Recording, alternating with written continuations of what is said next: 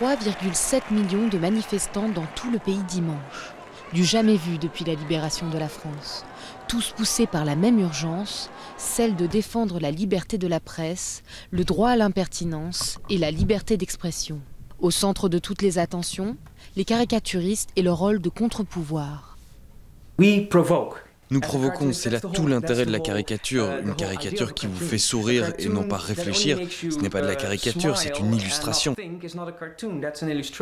Les assaillants de Charlie Hebdo disent avoir voulu venger le prophète Mahomet pour les caricatures parues en 2006 dans le journal.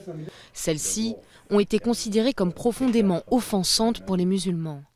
La crainte aujourd'hui est que cette violence arrête les dessinateurs de repousser les limites. Bien que plus critique envers la politique que la religion, ce magazine satirique turc a également reçu des menaces de mort. Parfois, nous pratiquons une forme d'autocensure, d'autocontrôle sans même avoir besoin d'un directeur ou d'un rédacteur en chef. Nous avons des limites que nous ne franchissons pas. Parfois, nous nous critiquons les uns les autres. Nous disons « non, c'est trop fort, tu ne peux pas aller aussi loin ». Par exemple, nous ne touchons pas la vie privée des personnes.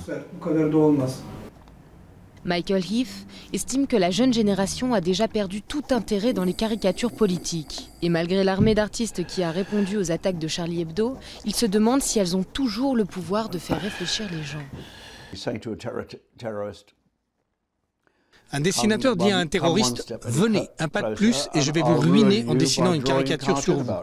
À supposer que le dessinateur ou que la caricature ait la force pour stopper les gens dans leur élan et les faire réfléchir à leurs actions. J'espère que c'est vrai, j'aimerais que ce soit vrai.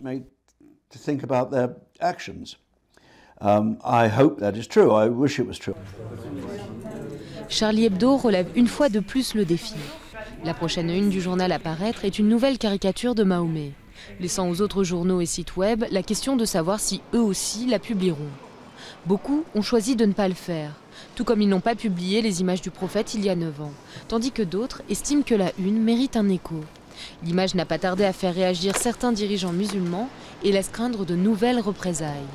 Plus que jamais, les crayons continuent de répondre aux armes.